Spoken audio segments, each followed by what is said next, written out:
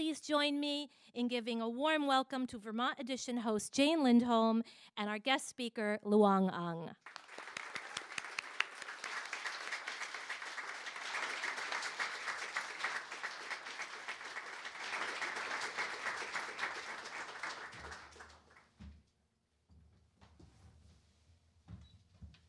Thanks very much, Jill, and to the GLP for having us here and letting us participate in this great program. And Loung, I'm very excited to talk to you. Thank you for sitting down with us. So grateful to be here. And before we start, people probably knows that, I've got big wads of tissues here. I have a cold, so I'm not going to make her cry. I'm not going to make her cry. So first of all, does this bring back memories? Do you have flashbacks, maybe terrible flashbacks to high school? It does.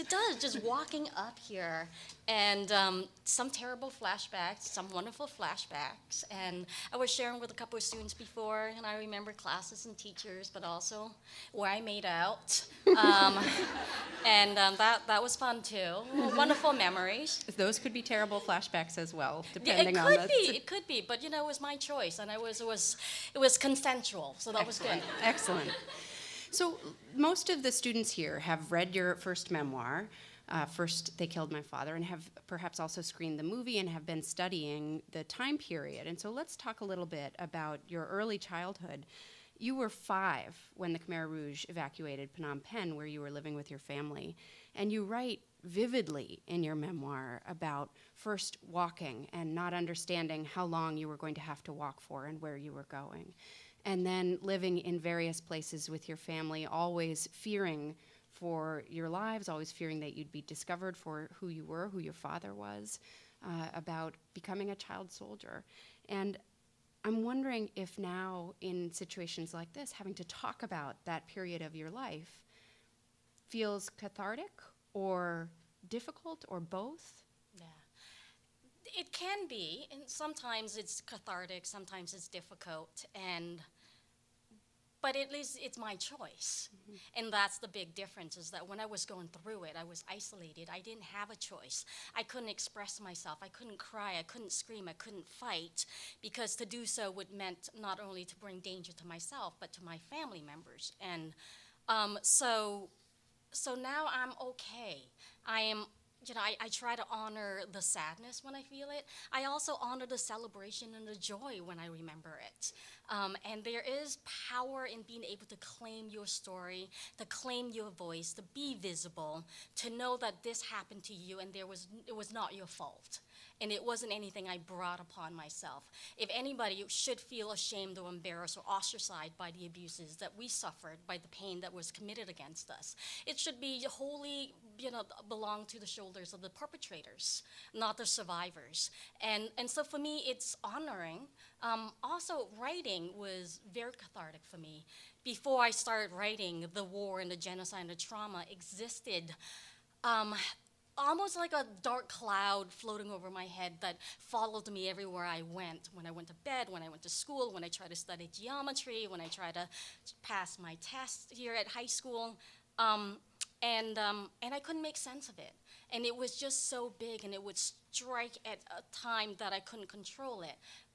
But writing was a process where I could take my pen and poke into the clouds above me and pull at it one single thread of a story at a time and put that onto the page and put that into my journal, into my diary, and therefore made the whole experience a bit more manageable.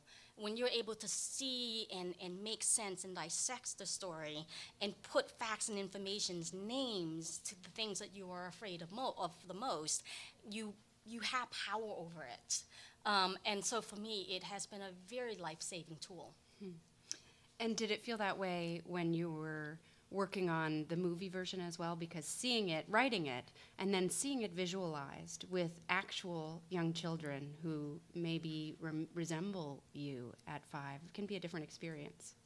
It was. I before I went to Cambodia to make the movie, I was there for 5 months shooting the film. I was there on the set pretty much every day, and we shot in 16 different locations and worked with extras who were survivors themselves. Majority of our cast members, all of our cast members, and most of our crews were Cambodians who either survived it, lived it, or children of survivors. So it was all very emotional for us.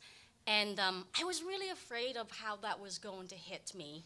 And so before I went out, I actually worked out really hard, made myself physically strong, and then I got there, and the things that scared me weren't the explosion scenes, weren't the mine scenes or the war scenes. I had, I understood them, but the things that really broke my heart were the scenes where, for the first time, I saw they were shooting a scene where the family of 9 sat at the table to have dinner. And it was just so beautiful and spiritual. It felt almost as if my family had come back to life. Because ever since the war, every time we had praying ceremonies, we're Buddhists, we would always leave an empty plate to invite the spirits of our lost loved ones to join us. But to see them, actually, all of us at a dinner table together, just tore me to pieces. But it was really amazing, too, because I was never alone. When we went through the war, even though we live in a country the size of the state of Oklahoma, and 7 million of us went through similar experiences, and we slept in villages that were very tight, very crowded, we couldn't speak. We had to isolate ourselves within ourselves.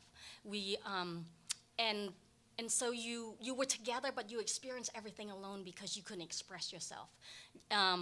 And when we were at the movie set, every time I had an emotional moment, I felt a hand on my back, a small hand holding my hand, somebody would stand next to me. It was all really magical and spiritual, and so I knew I was never alone, and I was able to do that for other people. We watched out for each other, and every time I saw a person, another person having an emotional moment, I would do the same thing. And it is true what they say, when you don't have to be alone, when you don't go through things alone, it really lessened the tragedies. Many survivors who have seen the film have spoken about how powerful it was. So powerful for some of them that they couldn't stay, couldn't watch. And part of that was that it was shot in Cambodia, that it's in Khmer. But also some have talked about how healing it's been for them to have that kind of experience and to let the emotions wash over them. Is that part of why you wanted to make the movie and make it in Khmer and make it in Cambodia? It is. I wanted so much to make it in Khmer, and the language is beautiful. Cambodia, as a country, is a nation with over 2,000-year-old history that built the largest religious complex in the world, the Angkor Wat, that has a rich history and vibrancy of arts and music and architecture and dance, and that is a nation that is so green, that really I have not yet found that green color in a box of 124 crayons coloring in the sceneries. And so I wanted to also show a beautiful Cambodia, where there's true love. One of the reasons I wrote the book, why I started writing the book, was when I woke up to the news in 1998, April 15th, that Pol Pot, the Khmer's leader, had died in his sleep. And then medias around the world aired his last interview, in which he often said that the thing he did in Cambodia, he did for love. And that phrase struck me to the core, and I was so enraged and angry at it. It was sacrilegious, it was blasphemy, because love does not commit genocide. Love does not commit mass murders of 1.7 to 2 million Cambodians out of 7 million people. Love does not cause this kind of destruction to the land, to the soul, to the people. And so I wanted to write a story that negate that legacy. I want to tell the love of real love of what it looks like to father and daughters and sons and mothers and brothers and sisters and land and culture and history. And I wanted to do that in Cambodia in film, and I think we succeeded. When you talk about love,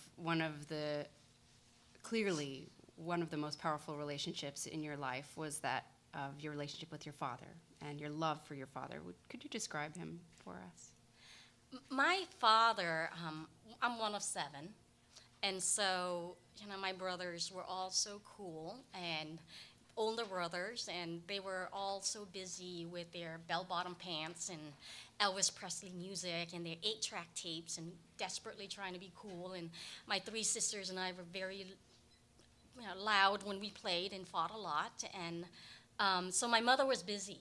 She was raising all 7 of us and many other extended families, so she was busy. But I was 5, the age where I had enough verbal abilities to be cute to my father and to also manipulate my mother, and also knew that I could use my words to get what I want.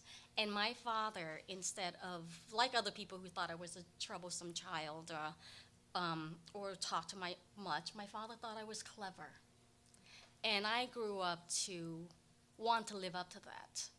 I knew growing up that I may not be the smartest, I may not be the biggest, but I was going to grow up to be clever. And that meant I had to be resourceful and resilient. And my father always said, every time I got into trouble and my mother got mad, he always said, but she got herself out of trouble. She found her way out, and it's so special for me. And he had the face of a moon. It was round with full lips and large brown eyes. But to me, the physical appearance wasn't even anything I really hold on to. But it was the fact that he loved me and he thought I was clever and he thought I was special. You talk in the book about how he called you a diamond in the rough and that, the little polish you could sparkle. You also write about how you needed your rage to survive. You needed that rage in order to propel you forward. And when you get to a place like Vermont, and that rage may still be there but doesn't have the same usefulness, were you able to let that rage go? How? Yeah. I thought I needed my rage because I didn't know anything better. I didn't know how else you could be in the world. When I was growing up in the Khmer Rouge, and after my parents were killed, and I ended up at various different camps and then at a child soldiers camp, the instructor at the camps would see the rage and say, that's a good thing. I didn't go to a school system like this where we have wonderful teachers who will take you aside to tell you, you could become a leader, you could become a critical thinker, you could learn more about the global world. Instead, they put me in a field and put guns half my body's height, a third my body's weight. And then they put me in classes where instead of teaching me to be a leader, to be readers, to be writers, they taught me propagandas of who wanted to hurt me and how if I was to survive, I would have to hurt them. And so rage helped me learn that. They increased and they cultivated that rage. And it wasn't until I came to Vermont and met people like Linda Costello and her daughter Kim, who taught me different ways, and the teacher here at the high school and at the grade school who taught me how to make friends. I don't remember coming to America and in the 3rd grade, and some kid called me a pain in the neck. You don't do that to a former child soldier and get away with it. Needless to say, I asked her what the expression meant, and I didn't speak English. She wouldn't tell me, so I grabbed her by the neck and punched her in the neck. I don't advocate that, but I didn't know how else to communicate with her. And I remember the principal didn't pull me aside and send me to school, but he actually pulled me aside and had a talk with me, and how you don't act that way. You don't do that in America, and that there are different ways to act. And now I'm realizing that first you learn the tools, but then you also have to choose to use this tool. Just because you have the tool to be different doesn't mean you get to be different. You have to choose it on a daily basis. And that includes going out and driving and saying to yourself, today I am not going to commit road rage. Going to school and say, today I'm actually going to be kind. Even when people hurt me and I want to hurt them, I'm going to choose to be kind because that's my choice. And I'm not going to let anybody else take that choice away from me. You can tell probably that I'm a little bit of an activist. Before you moved to Vermont, you had never seen snow. In fact, the closest thing that you had to compare it to was the shaved ice that is used in snow cones. And then you came here, and Jill mentioned that some of the students have been preparing questions for you, and I have some of them. And Sanju and Isaac want to know if you could talk a little bit about how you actually ended up in Vermont. And Livia wonders about what sort of culture shock you experienced when you came here, and specifically here to Essex. Yeah. Well, when we arrived at the refugee camps, and when you are a refugee and you arrive at the refugee camp, you line up, and then there are refugee workers taking down your names and information and numbers, and you don't actually get to choose. Well, you do. You do choose. You can actually choose the countries you may want to go to. And I believe our first country that we wanted to go to was Australia. It was closer to home. And then we chose France because we had family members there, and America was our distant third choice. And we didn't know anything about America. And at the refugee camps, refugee workers would try to show you life in America and what it was like by showing you movies on big screen in English in a language you don't speak. For the global students who travel overseas, you know that movies that often makes its way to third world countries Asia now, even tends to be big budget movies with plot lines that takes place in big cities like Chicago or New York City or Boston. And I remember looking at the screen and seeing people with various different diverse colors of skin and hair, carrying boombox, wearing short shorts, weaving in and out of tall, shiny buildings. And then we were told we were going to this place called Vermont. And you all know Vermont is the whitest city, the whitest state in America. And this is statistically true. So we didn't know anything about Vermont, and we arrived June 20th of 1980, and it was cold. And we were told that it was going to get colder in this thing called winter in Vermont, in America. And I have to say, when that first winter came, I learned all the bad four-letter words. Because it's really, not just really cold, I mean, it's really freaking cold here. But it was so, we were so blessed, and we were sponsored by the Holy Family Church, wonderful people like Linda and the Lucentes, and so many people who showed us around how to take buses, how to use the laundromat, how to go to grocery stores, how to buy rice, and people, introduced us to American food. We loved hot dogs. Don't understand at all, even to this day, what meatloaf is all about. Neither do I. Yes, because in my country, spice is something that makes your taste buds burn and your scalp sweat. Ketchup is really not spice, no matter how much you put on meatloaf. It was really, really different, and I have to say, probably the biggest culture shock for me was when I was trying to learn English, trying to speak English. And as young people, you don't just learn English. You gotta be cool. You want to fit in. You gotta learn the lingo of the era, which unfortunately for me was the era of the Valley Girls. Which for you young people, it's a language, a completely different language, where you start all your sentences with duh, and then you end them with gag me with a spoon.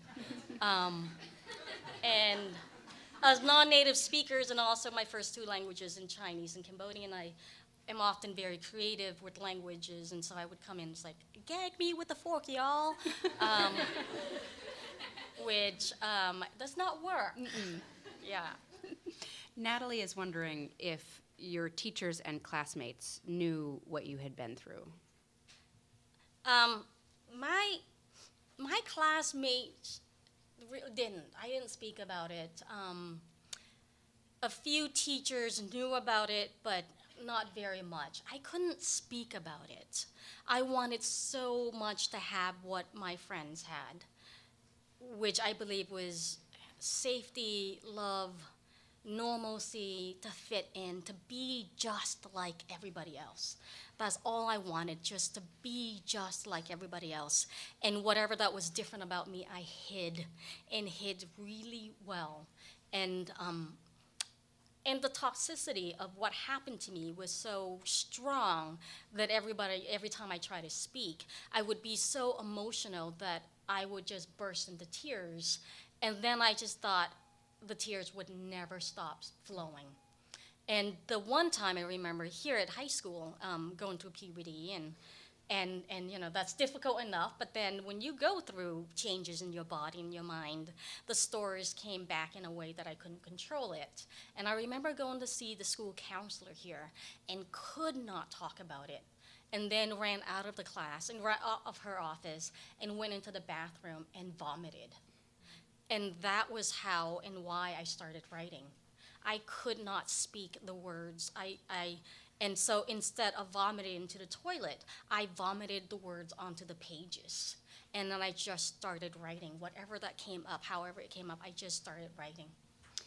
You've talked about how it was a difficult time for you, and you had nightmares at night about your experience. You were trying to be as American as possible, and yet you couldn't really escape what you'd been through. Did you have therapy at some point, or was writing really your therapy that worked for you? You know, I did therapy when I went to college. In high school, it was mostly writing, and I think at that point, maybe it was Mrs. Costello, someone else gave me a book called, it's really a book that would become my Bible. It was Viktor Frankel's Man's Search for Meaning.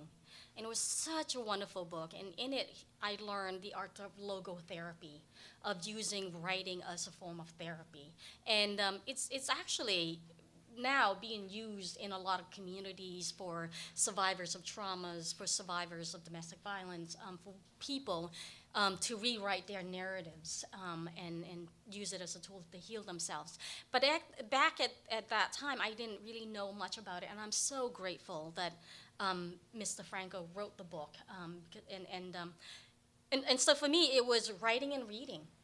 And I remember also, in around, not much later than that, somebody else gave me a book that would change my life and change how I saw myself in the world and how I take up space in the world. It was Dr. Maya Angelou's book, I Now Know Why the Caged Bird Sings. And her words taught me the most important lesson in life for me, and that was that, I've already said this, if anybody in our world should ever feel ostracized or ashamed or embarrassed by what they suffered and the abuse that was done upon them, it should never ever be the victims. That belongs solely on the shoulders of the perpetrators. And therefore being able to cast off some of my survivor's guilt, some of the guilt of being here, of what I had to do to be here, of the people I might have harmed to be here, to take that next breath, that it wasn't my fault, it wasn't my doing. It was the fault of the soldiers in the war and the genocide. Would you read a passage of your book while you're talking about the power and the value of writing and what it's held for you? Yes. So this is from First They Killed My Father. Now a movie, streaming on Netflix. Directed by Angelina Jolie, a little-known actress that I met many, many years ago when she was still trying to make it big. This is a passage that I love, and describes my childhood. Princess Monine of Cambodia. Now she is famous for being proper, Ma continues. It is said that when she walks so quietly that no one ever hear her approaching. She smiles without ever showing her teeth. She talks to men without looking directly into their eyes. What a gracious lady she is. Ma looks at me and shakes her head. Is my reply, taking a loud swig of Coca-Cola from a small bottle. Ma says I stomp around like a cow dying from thirst. She's tried many times to teach me the proper way for a young lady to walk. First, you connect your heel to the ground. Then you roll the ball of your feet onto the earth while your toes curl up painfully. Finally, you end up with your toes gently pushing you off the ground. All this is supposed to be done gracefully, naturally, and quietly. It all sounds too complicated and painful to me. Besides, I am happy stomping around. I watched you when you walked in here. You don't stomp anymore. Writing and art have been very important in Cambodian culture and throughout its history, hugely important in terms of the development of the country. And then, of course, one of the things that the Khmer Rouge tried to stamp out completely, artists, writers, people who were intellectuals. Does that influence at all how you think about your writing in a long tradition of Cambodian creativity?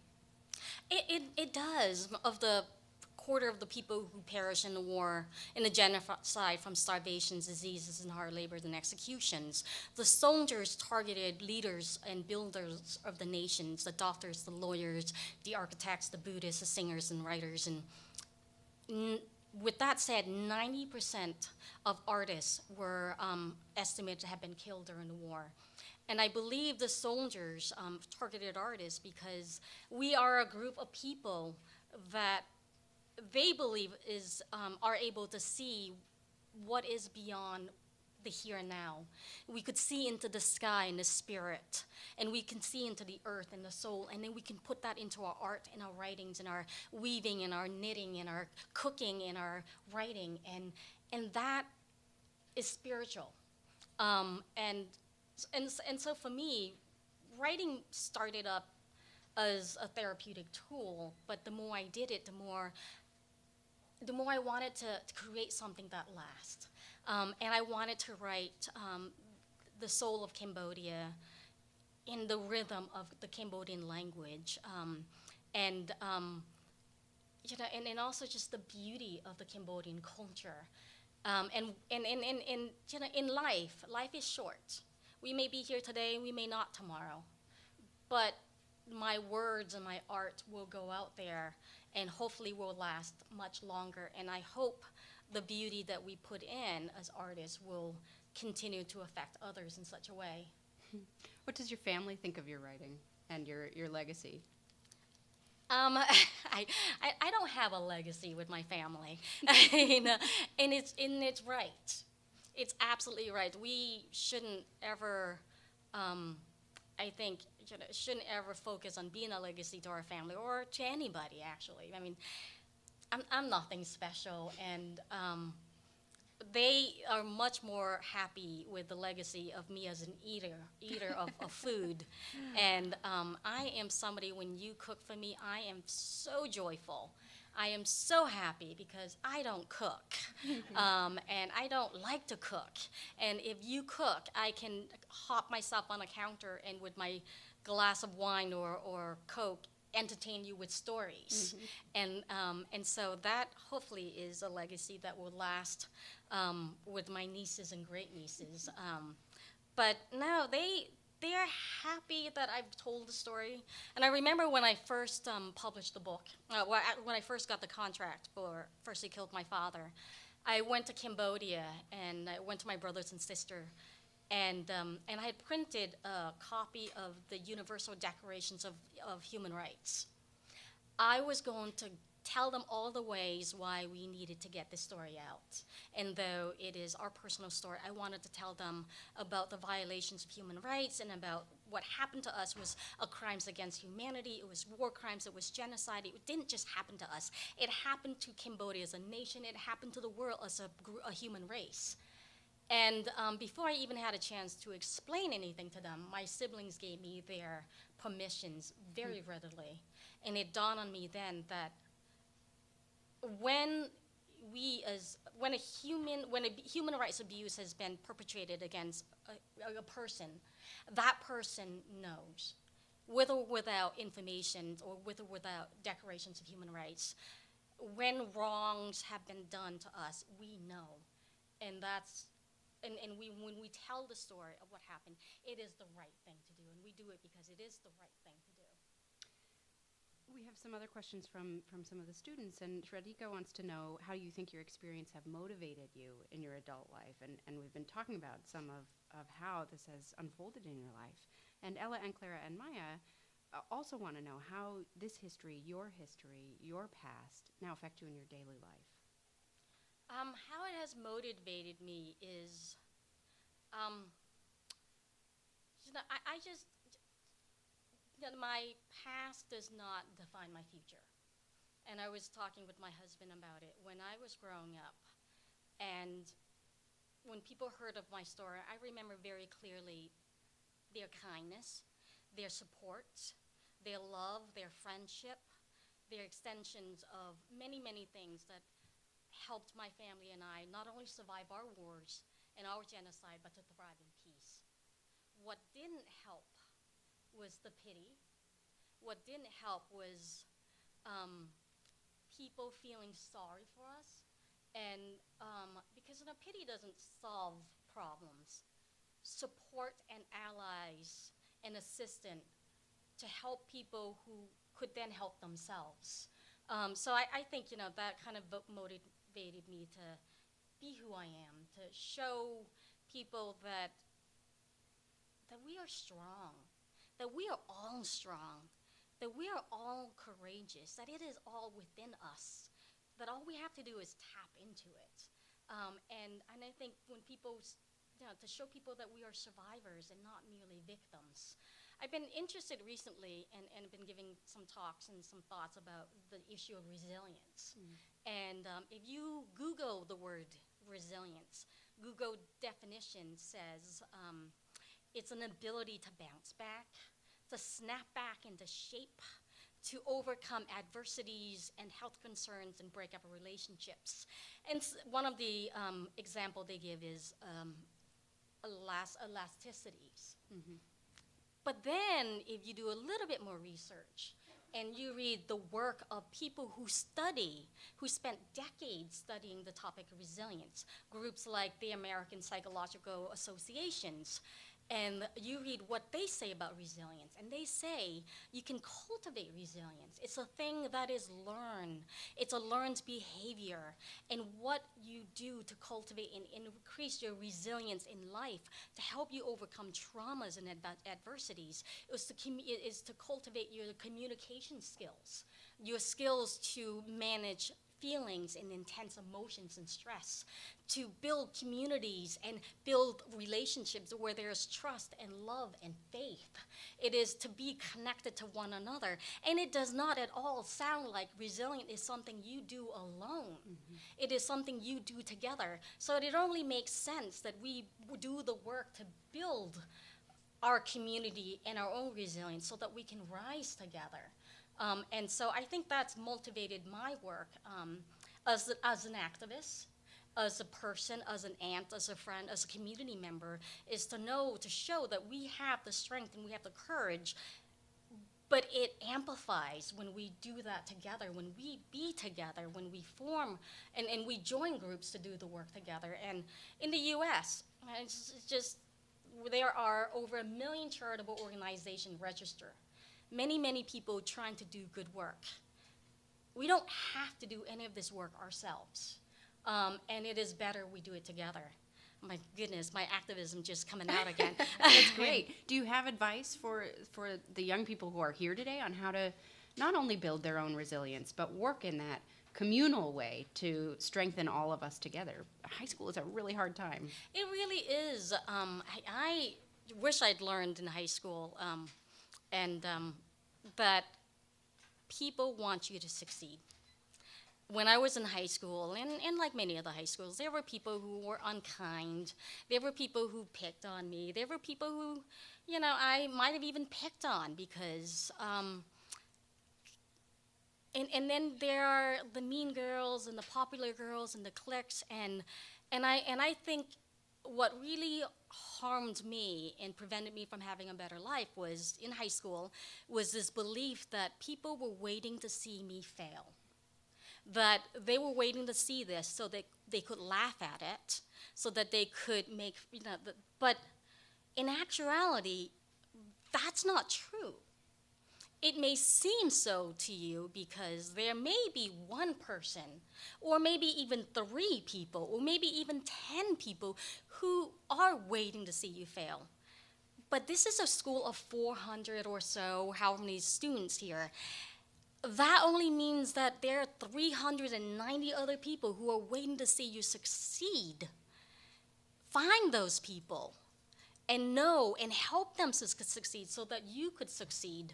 And I really wish I've known that. I really wish I walked into the world, I walked into life, believing that people wanted to see me succeed, instead of being fearful of failing. And also, fail is not a bad thing. I failed many times. When I wrote the proposal for First They Killed My Father, my agent sent it to 25 publishers. 24 rejections later. 24 rejections of 25. And that yes did not come in the beginning. The yes came pretty much at the very tail end. But it took just one yes. Education also is really important. And even though when I was in high school, I don't remember many of the classes I took or what I learned. But you know, the one thing I learned that I was able to take with me, maybe not geometry or algebra, but I took the skills of critical thinking. I took the skills of time management. And those are the work that I've been able to go out and succeed in college and succeed in life, and then wrote a book proposal, and then got it published, and even before I got it published, and say to my publisher, you publish the book, how I wrote it, or you don't have to. Because I'm employable, I have a college degree, I know how to flip burgers really well at my years working at Wendy's, so I don't have to make decisions based on desperation. And that is so important. It's like none of us, if we're here in America, very few of us have to make decisions based on desperations. Now, if you're in Afghanistan, if you're in Bangladesh, if you're in Cambodia, those decisions and choices are not available to others who may have to make decisions based on desperations. But we don't have to, therefore we don't have to live like it. I want to let you all know we're going to open it up for questions in just a couple minutes, so start thinking about a question that you might have that you might want to ask Loung. When you do your critical thinking now, do you do it in Khmer, in Chinese, in English? What language do you think about in your head? Well, it really depends on who I'm speaking to. Mm-hmm. For the most part, I think it's in English. But then, you know, and also critical thinking doesn't have to come in words, right? You could do it in terms of food, which is a big thing. You could recipes, you know, it really requires thinking to put into that creativity, just the ability. Critical thinking to me, it's not just language but it's anything that expands your horizon, your mind, and your universe. And I'm so very rarely bored in life. I love books. I love to read. I especially love books that teach me things. And unfortunately, I mean, I pretty much read everything except for romance novels and how-to books. And really have not learned that much in a few of the romance novels I've read. But so for me, critical thinking is just open up your mind and just, it is the most amazing thing. And if you accept your mind and you love your mind and you support your mind, you will never be bored in your life. So no romance novels, but let's take a very sharp left turn here, because after 3 memoirs, you're writing a novel. And I want to read what you've said about it. It celebrates Cambodian folklore and mythology, and you say it's about a headless witch vampire queen, and you describe the novel as the Walking Dead zombie apocalypse mixed with Buddhist mythology. I can't wait to read this book. When do we get to read it? I just finished the first draft, and it is a lot of fun. And I wanted to I wanted to have fun. I want to have fun with my writing, and I've come to realize that with 3 memoirs, I've yet to had, you know, it hasn't exactly been fun. I wrote First They Killed My Father when Pol Pot died, and I wanted to tell a story of what it takes and to survive a war, to survive a genocide on a daily basis. And then I wrote Lucky Child when then George Bush, President George Bush, landed his plane on SS Lincoln, speaking to a group of Navy men in front of a sign that said "Mission Accomplished." And so the activist writer in me came up and said I needed to write a story of what it takes to survive the peace long after the wars has been declared over by journalists, by presidents, by writers, and then Lulu in the Sky, I wrote really mostly when I outlived my mother, the age she was when she died, and wanted to tell the story of what it takes to go from surviving to thriving. And so every book I've written with a mission to of things I wanted to say. This one, I just want to write about zombies and vampires and write really cool fight scenes. And my protagonist is this 16-year-old girl imbued with physical skills and powers and heart and courage, and is able to act on it and do the things that I didn't have powers to do when I was growing up. And then after I finished it, it turned out it's really a book about child soldiers. But I was able to write a story that deals a lot with child soldiers and combined it with the craft that I love, and with learning about mythology, with really writing about characters and love, and I even wrote a love interest. I was really uncomfortable writing love. I'm much better writing about wars and fight, and now I can write really wonderful fight scenes. But I had to learn to write about love in a romantic way. Really, really strange. So do you have a publisher? I mean, have your agents and literary agents and editors gone right along with you on this zombie apocalypse journey? They have been very supportive, and I've decided not to get a contract first. I want to see whether or not I want to have total control on what to write. My agents think we can put it up for biddings, who knows? But mostly, I wanted, when you set a proposal, you invite other people to read your work, and then you invite them to have a say. And I wanted to be able to write exactly what I want, how I wanted to do it, and have no one else say anything about it. And I've been able to do that because I'm very blessed, because in addition to my work, my husband and I are in Cleveland, and we are partners and owners of 3 restaurants and 2 microbreweries.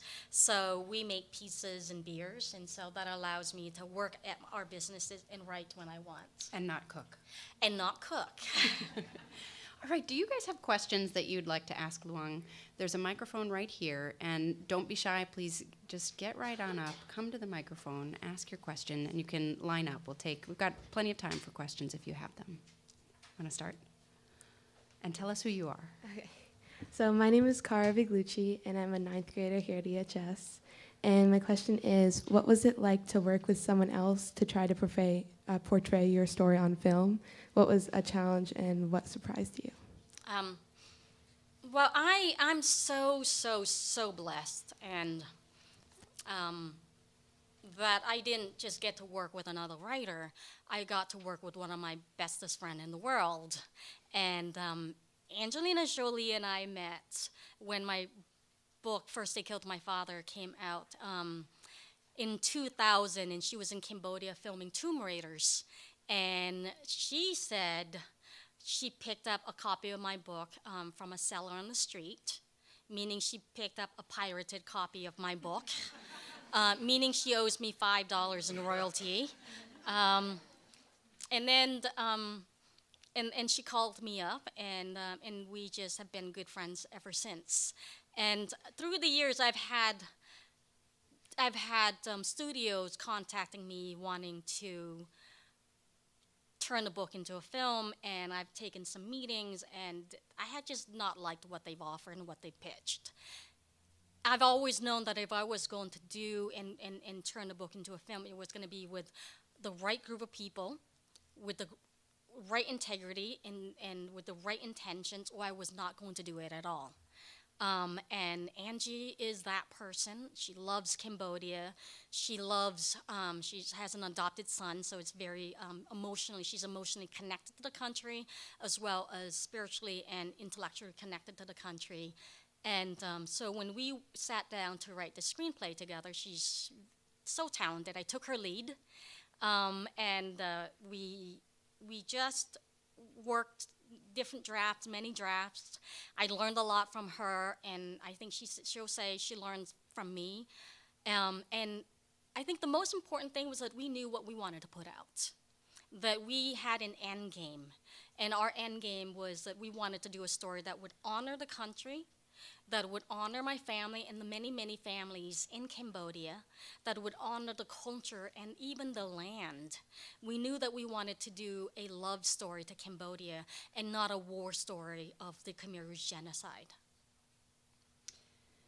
Gabby would like to know if the original script was written in English and then translated into Khmer or vice versa. The original, because Angie doesn't speak Khmer or write Khmer, so as a co-writer, we did it in English, and then the Cambodian cast and most of the crew do not speak English, and so we then had it translated into Khmer. Angelina Jolie's son Maddox, who is Cambodian, worked on the film, right? Yes.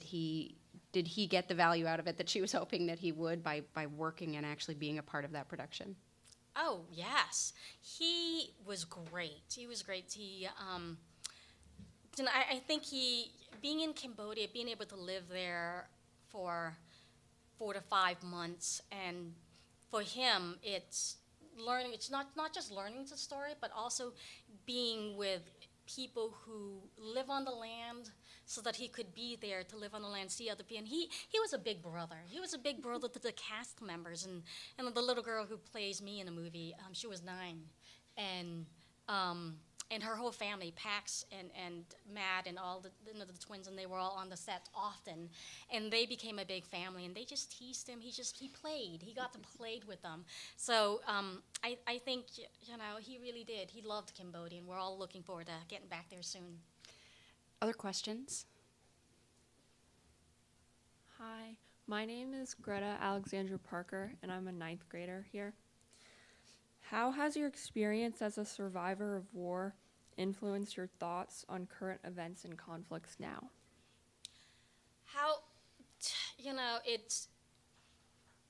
We have power. And one of the most important power we have is the power to vote. This is not just our right, this is our power. This is our obligations.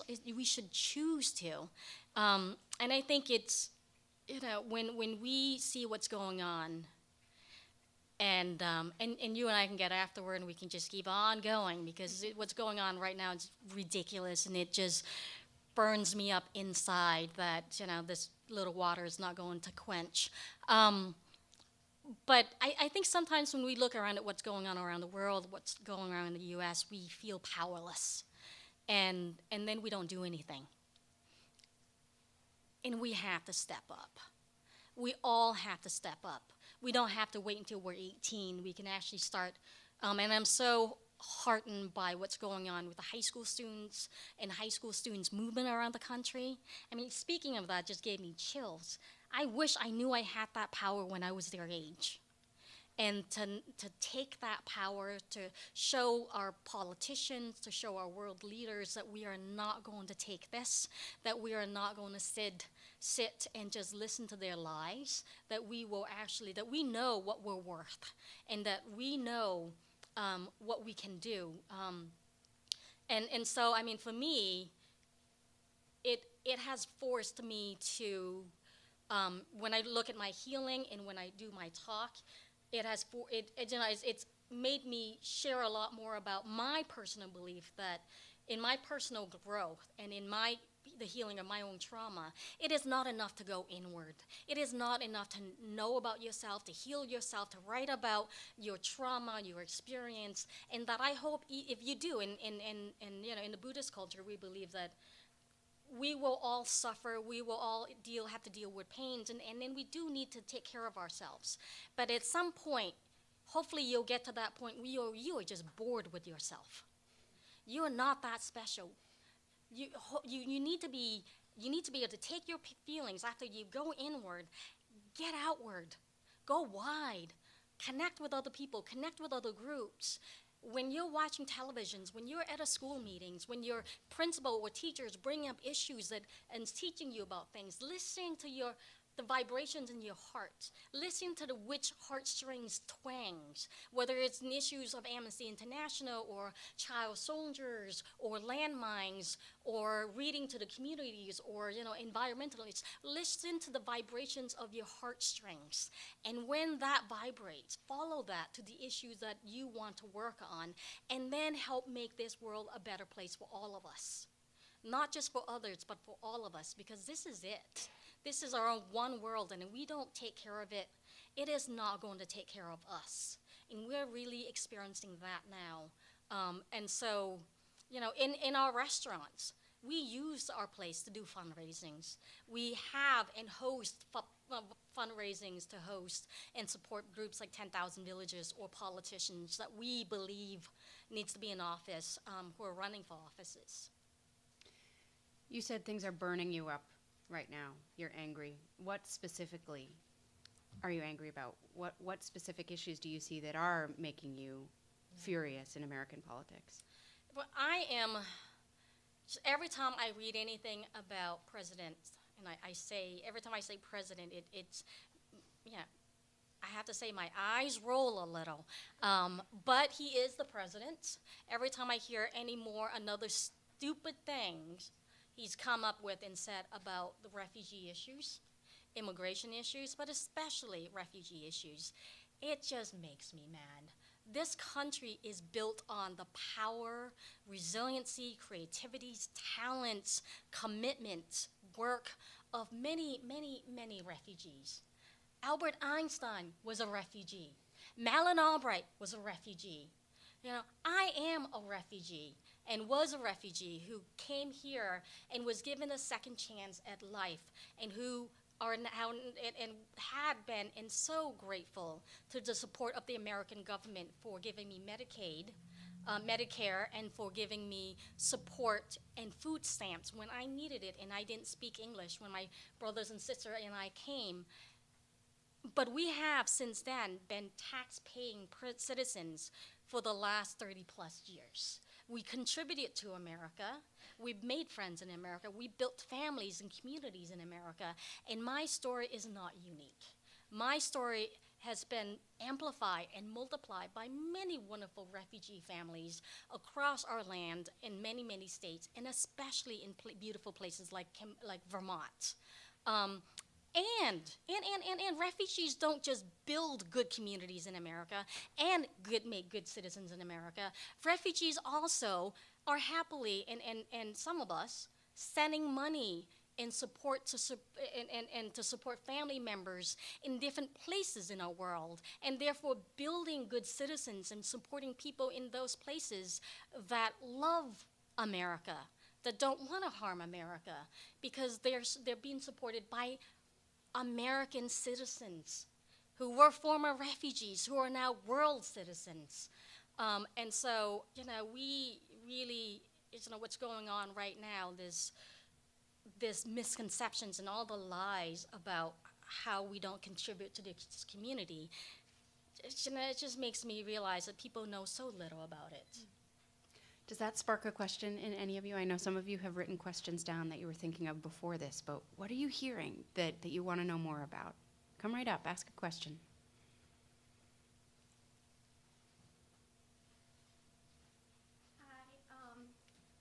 Hi, I'm Augie. I'm a junior. This is kind of a long question. Do you have a message that you would like to leave for the students in the Global Leadership Program? Something you would like them to consider as we go through high school, college, and our early professional lives? And do you have advice about the skills, knowledge, and experiences we'll need in order to be impactful global citizens? I think I'm so grateful, again, to the Holy Family Church, to the community at Essex Junction High School, and at ADL, and at the people who were there for me, and the church groups and the people who sent medicines to my family and I when we were at refugee camps, who sent blankets to us, who sent medicines to us and helped us get here. Outside of the fact that they physically helped us, their work showed me really important lessons that I take with me everywhere. And it is that peace is not an automatic. Peace is not something you wish for and it's therefore granted. Peace is not something, and as global citizens, you global leaders, you know this already. Peace is not something you wish for and expect your teachers and your principals and your community people to give it to you. Peace is an action, or rather many, many, many actions. Peace is something you do on a daily basis, whether it's in your heart, in your community, in your home, in our world. Peace is something you commit yourself to. It's something you strategize to get. It is something you work for, and it's absolutely something you choose. Choose it, and then do it, and then work for it. And then find others who think and believe this and work with them, because that is how we will and can create a better and peaceful and safer world for all of us. And so it is something that we need to do. And when we do this work, and again, and it's a skill. Activism is like a muscle. The more you use it, the stronger you'll get. It's like riding bicycles. The more you bike, the better and more talented and able you'll be able to zip around. And so you have to do the work. You've got to gain the skills. And you have wonderful teachers who teach you how to put words together, how to write grants, how to communicate, I remember very well in high school here, going through a class where we were taught to do interviews and learning how to do and give a really strong handshake. I took that with me. I remember I did it here. I didn't know, and I was taught to grasp somebody's hand, give it 3 strong pumps, and let go. And now every time I shake somebody's hand and they give me a limp little handshake, and I thought, that doesn't say much about you. Here, let me show you. Even little skills like that. Every skill you gain in life is a skills that you can use. But you have to choose to learn these skills, because when you do the work of peace, you show people like me, many, many others, 160 million people who've gone through wars, and in our world right now, an estimate of 20 people who are being harmed by domestic violence every minute, which result in over 10 million people who are being hurt in their communities, in their home. You show people who've been hurt, maybe yourself who've been harmed, that the worst of man's inhumanity to man does exist in our world. But so is the very best of man's humanity to man. And that is in all of us. And when we show this, we can absolutely help heal scars and wounded hearts and make this world a better place for all of us. Loung Ung, thank you very, very much for talking with us today. What a wonderful thing to be able to hear your words. Thank you. Thank you.